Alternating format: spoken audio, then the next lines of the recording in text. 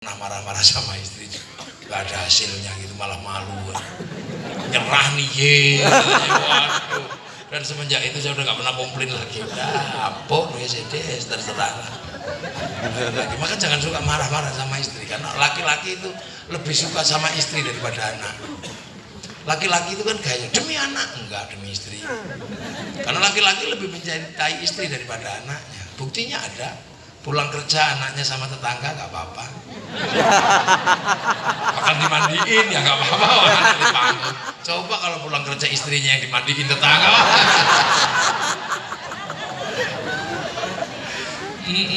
Loh ini kan itu lah.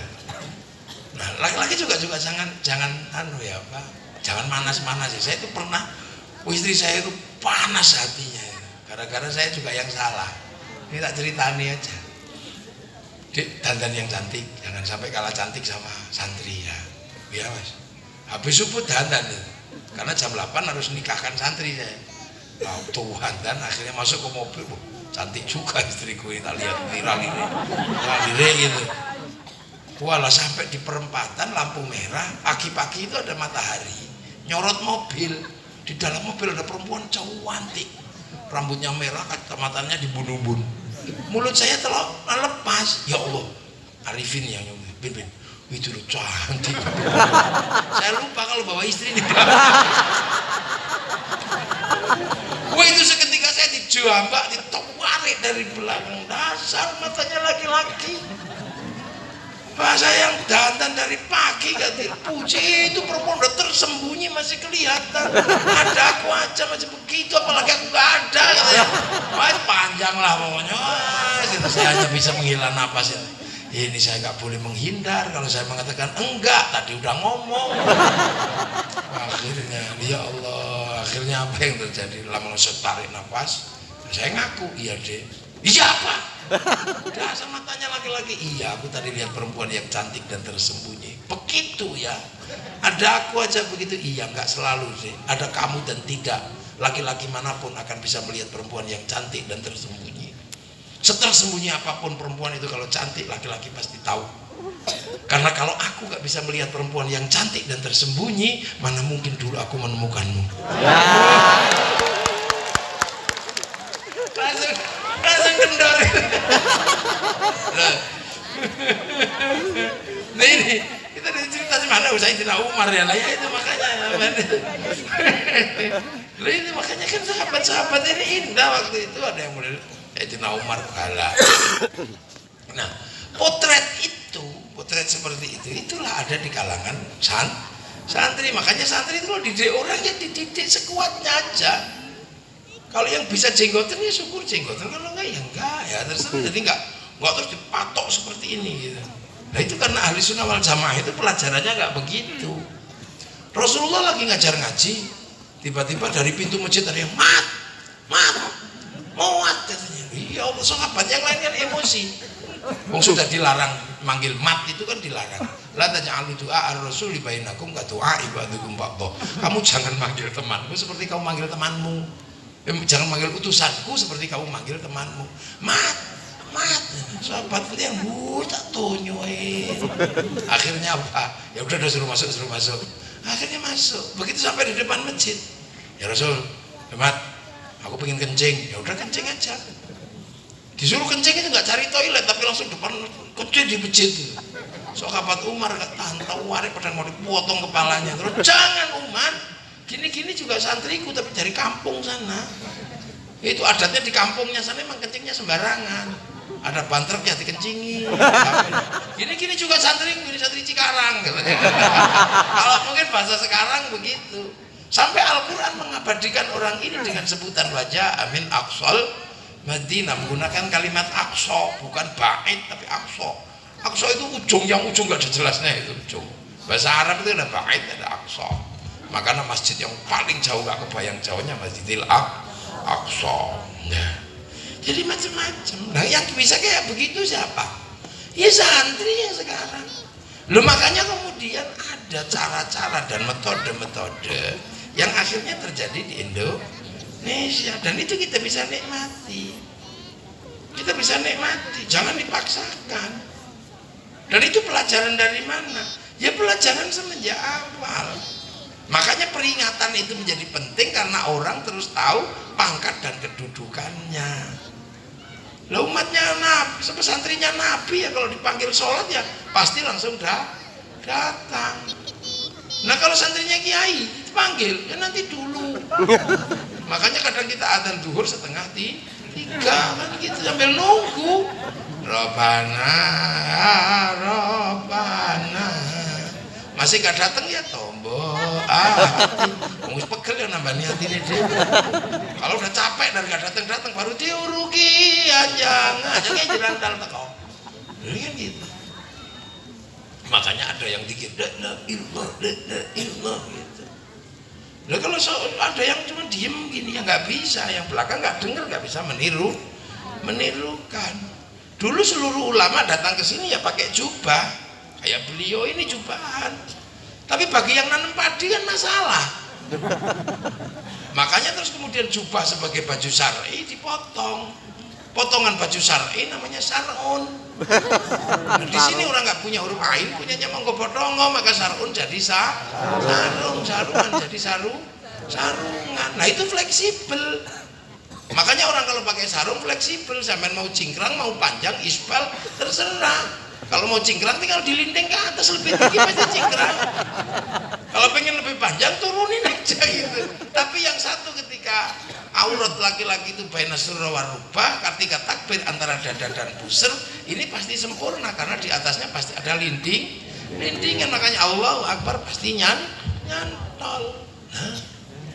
Allahu Akbar berkata-kata mesti nyantol, ada pentolnya. Jadi komprominya ada. Nah, makanya bid'ah itu ada bid'ah sayyi'ah, ada bid'ah hasanah. Nah ini akhirnya kemudian bangsa kita ini selamat, bisa ngajari dengan level-level tertentu. Karena apa? Ya punya ukuran-ukuran tentu. Oh ini. Nah itu. Nah makanya kalau kita sering peringatan kayak gini, kita tahu.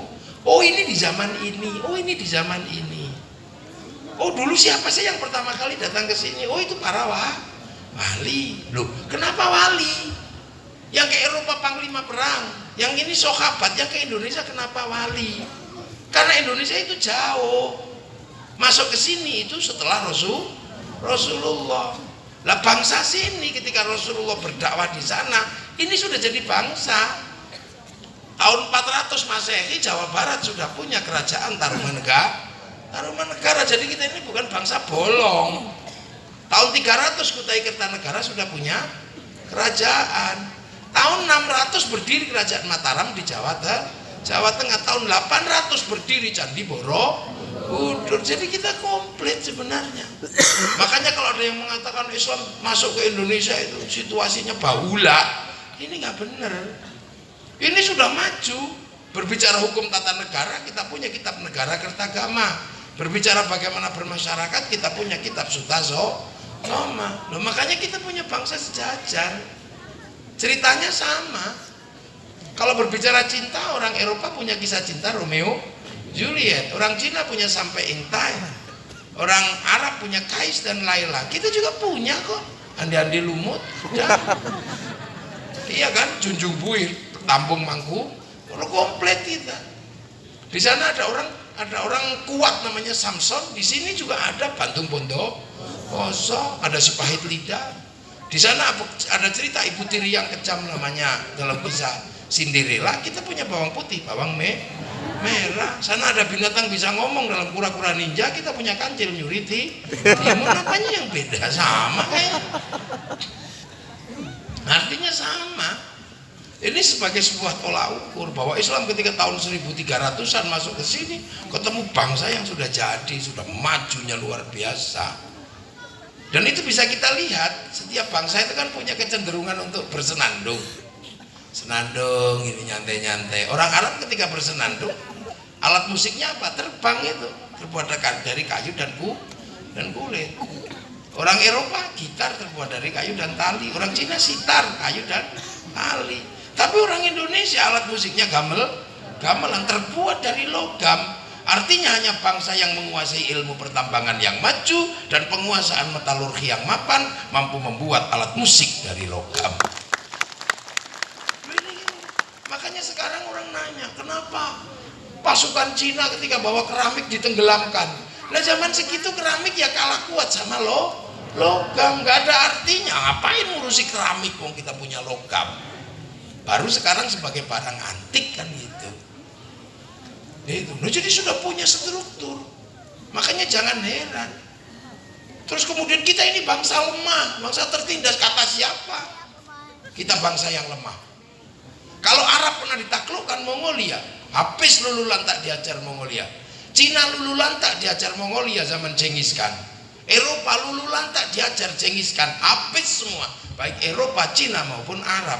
Tapi begitu bangsa Mongolia Genghis Khan mau masuk ke Nusantara, habis diajar sama Kertanegara dari Singasari. Kalau berbicara tentang bangsa penakluk, satu-satunya bangsa yang bisa menaklukkan Mongolia adalah bangsa dari Nusantara. Makanya buka, open mind. Jadi kenapa Islam di Indonesia itu maju? Kenapa Islam di Indonesia itu kuat? Karena waktu datang ke sini ketemu peradaban yang maju, ketemu peradaban yang jaya. Makanya kalau baru belajar kemarin sore jangan sok-sokan. Tiba Islam di Indonesia jahiliyah loh ya, apa tuh?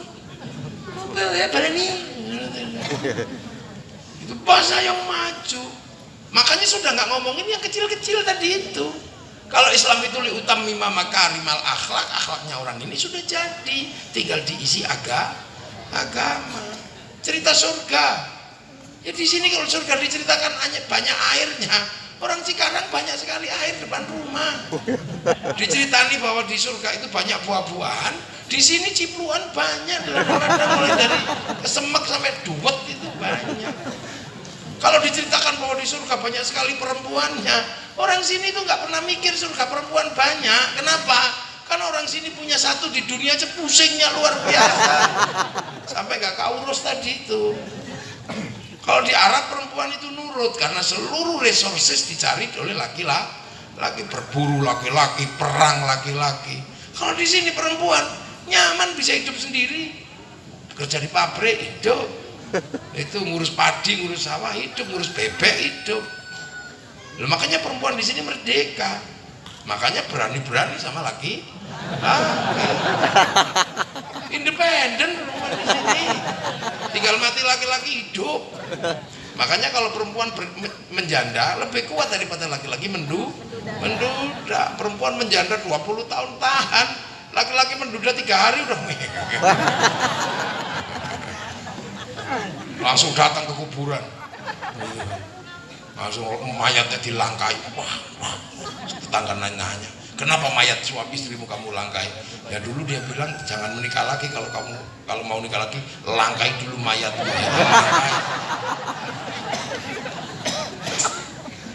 Ini sebagai tolak ukur agar kita tahu proses dari Makkah ke sini ini nggak datang dengan tiba-tiba, nggak datang dengan tiba-tiba. Itulah. Makanya kita selalu ingetin gitu. Nah, yang paling seru dan paling serius yang harus dipikir oleh kaum muslimin para wali yang datang ini adalah bagaimana kemudian Islam tidak memperkeruh suasana. Suasana apa? Suasana kerukunan antar anak bangsa yang berbeda suku, berbeda agama, berbeda bangsa. Ini jangan dirusui. Karena di sini ini sudah rukun Bhinneka Tunggal Ika. Itu. Lah berhubung yang datang ini kelasnya wali, ya tahu. Coba kalau kelasnya ustadz pasti ribut, bid'ah, ustadz ya. Tapi karena yang datang ke sini kelasnya wali, ya tahu bagaimana bikin teks yang paling bagus untuk kondisi Nusantara. Lah kenapa wali? Karena Hindu di Indonesia yang boleh ngomong agama adalah Brahmana. Lah Brahmana di bawahnya ada kesatria, para raja nggak boleh ngomong agama. Di bawahnya ada Wisya, ini para pegawai negeri nggak boleh ngomong agama. Di bawahnya ada Sudra, petani pedagang. sekaya apapun kalau petani pedagang nggak boleh ngomong agama karena dia sudra. Yang boleh ngomong itu brahmana. Yang kelas brahmana itu dalam Islam namanya wali. Gitu lah. Sama-sama la khaufun alaihim walahum yahzanun. Makanya yang imbang dengan brahmana itu wali. Makanya santri selalu mengatakan yang menyebarkan Islam di Indonesia itu para wali. Nah, ini teoritis. Nah kok ngarang, maka yang lain saudagar itu ngarang. Karena nggak mungkin orang Hindu mau diajak ngomong agama oleh saudagar. Nah inilah. Nah itu makanya kemudian para wali ini selalu ditanya, loh itu referensinya apa? Mana referensi yang menjelaskan wali melakukan pekerjaan? Wali itu kalau bikin sesuatu tidak perlu baca buku. Wali begitu menghadapi keadaan gini langsung browsing, langsung download. Wali itu suka download kemana? Ke harddisknya Allah di sana namanya Lauhil Mahfuz. Langsung duduk gini aja download. Qalu rabbuna Allah tsumma istaqamu tatanazzalu alaihimul malaika alla takhafu wala tahzanu. Jadi gini 3 tahun gini.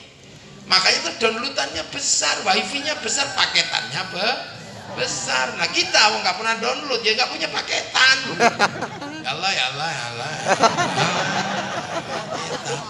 Makanya kita ini kayak handphone yang nggak punya wifi tapi suka kirim gambar, kirim berita, nyebar hoax. Nah kalau nggak punya wifi ya ke warung cari wifi gratisan .co.id. Ya sama kan manusia, kirim doa, kirim fatihah, kirim bacaan Quran, nggak punya wifi ya sudah kita pakai wifi gratisan. Wifi-nya siapa? Wifi-nya Nabi, wifi-nya wali ila ruhi ila hadrati, namanya tawassul wa ila jamil muslimin al-fatihah gitu langsung share it karena pakai wifi-nya Nabi. Wah nggak nyampe, masuk doa kok dibagi orang sedunia. Loh jangankan doa, sepak bola aja nyampe.